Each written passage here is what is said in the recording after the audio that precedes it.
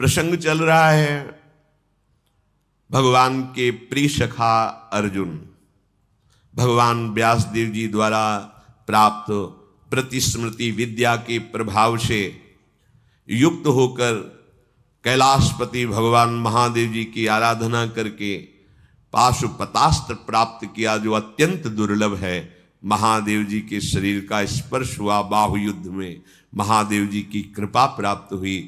जब महादेव जी की कृपा प्राप्त हुई तो फिर वरुण देवता, कुबेर देवता, भगवान यम और साक्षात देवराज इंद्र ये सब समीप प्रकट हो गए और कहा, जो श्री कृष्ण का शरणागत है, जिसे श्री कृष्ण अपना प्रिय मानते हैं, उसके लिए अब मेरे को कोई अदेय नहीं। तुम्हें महादेव का पाशुपतास्त्र मिल गया है। तो वरुण देव ने कहा, ये मेरे पास है, त्रिभुवन में कोई ऐसा नहीं जो मेरे पास में बंधने के बाद सुरक्षित या जीवित रह सके। उनका मंत्र की पद्धति सिखाई, कैसे प्रयोग करना है, कैसे धारण करना है, कैसे उपसंहार करना है। भगवान यम ने कालदंड प्रदान किया पद्धति सहित। भगवान कुबेर ने अंतर्धान नाम की विद्या और अस्त्र प्रदान किया। भगवान देवराज इंद्र ने कहा, यहाँ नहीं, हम तुम्हें देवलोक में अमरावती में दिव्यास्त्रों का अभ्यास काफी दिन कराएंगे, बहुत से दिव्यास्त्र, इसलिए अभी तो हम जा रहे हैं और मातली रथ लेकर के आएगा और उस पर आप विराजमान होकर हमारी अमरावतीपुरी में आइए। ऐसा कहकर देवराज अंतर्धान हो गए। थोड़ी देर में ही देखा दिव्य तेजो में रथ और भगवान इंद्र का सारथी मातली उपस्थित हुआ।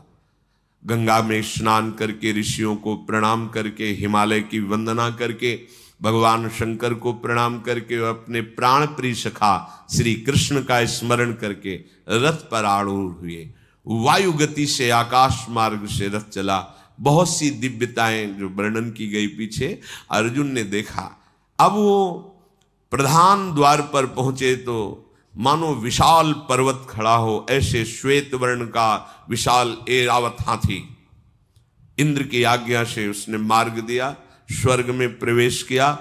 जो बड़े बड़े तपस्वी यज्ञ करने वाले राजा थे, उनको देखा विमानों में आरूढ़ होकर और पहचान लिया कि अमुक राजा, ये अमुक राजा। गंधर्व, अप्सराएं, किन्नर, ये सब कोई नृत्य कर रहा है, कोई गान कर रहा है। साध्य विश्वेदेव, मरुद्गण, अश्वनी कुमार, आदित्य, वसु, रुद्र, विशुद्ध ब्रह्मर्षिगण, इन सब का दर्शन अर्जुन को स्वर्ग में प्राप्त हुआ। सप्तऋषि, तुम्बूर, नारद, हा हा हु हु, गंधर्व, ये सब गान कर रहे हैं। शत्रुओं का दमन करने वाले कुरुनंदन अर्जुन को बहुत आनंद अनुभव हो रहा है। फिर 100 यज्ञों का अनुष्ठान करने वाले दुर्धर्ष तेजस्वी देवराज इंद्र के दर्शन के लिए उनके अंदर व्याकुलता हुई। महाबाहु पार्थ का रथ जीव ही अमरावतीपुरी में प्रवेश किया तो देखा सामने तेजो में देवराज इंद्र विराजमान है, जिनके मस्तक पर श्वेत छत्र तना हुआ है और सुंदर दिव्य पार्षद चंवर कर रहे हैं। विश्वावसु गंधर्व स्तुति कर रहे हैं। ब्रह्मर्षिगण ऋग्वेद, यजुर्वेद, सामवेद संबंधी दिव्य स्तोत्रों द्वारा देवराज का स्तवन कर रहे हैं। कुंती कुमार कूद पड़े रथ से और जाकर देवराज इंद्र के चरणों में मस्तक रखा।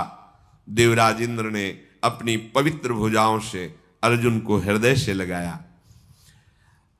अर्जुन को हाथ पकड़कर ले गए, उस सिंहासन पर बैठाला जिसकी ऋषिगण स्तुति मात्र करते हैं, बैठ नहीं सकते उस सिंहासन पर।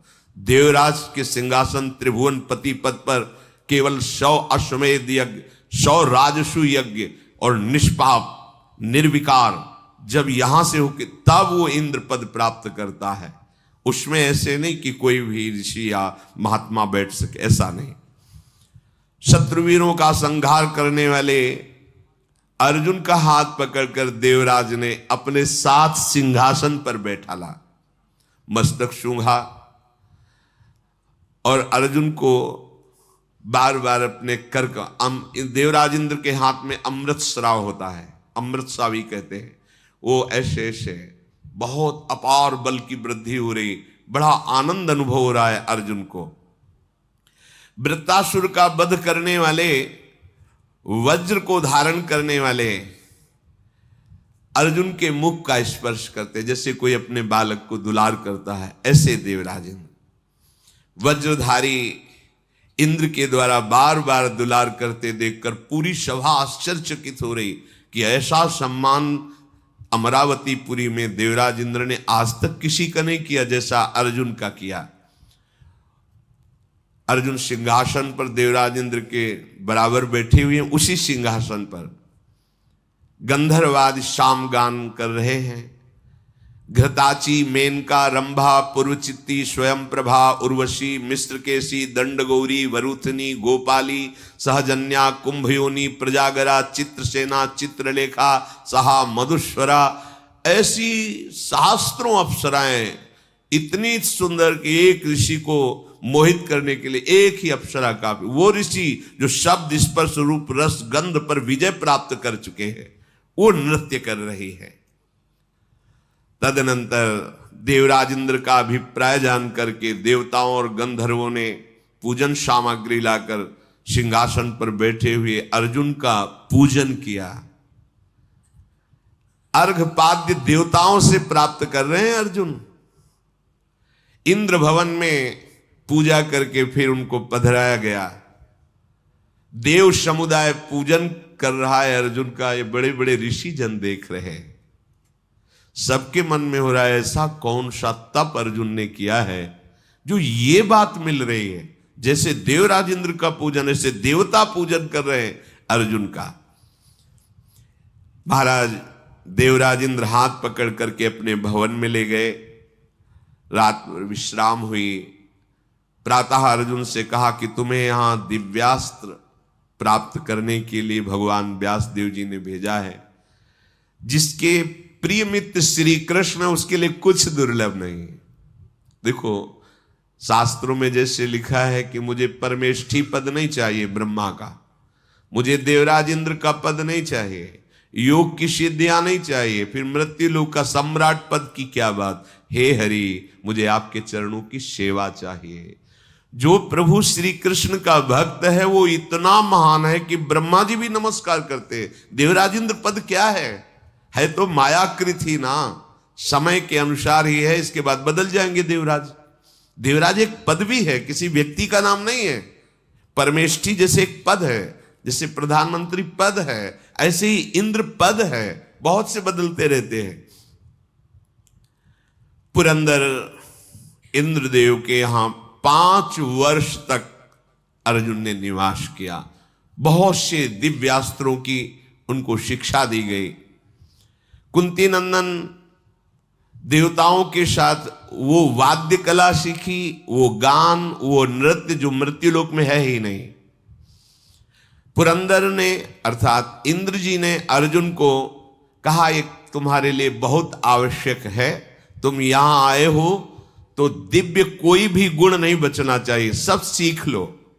चित्रसेन नाम के गंधर्व को नियुक्त किया कि अर्जुन को समस्त गान विद्या, नृत्य विद्या और वाद्य विद्या में पारंगत कर दिया जाए।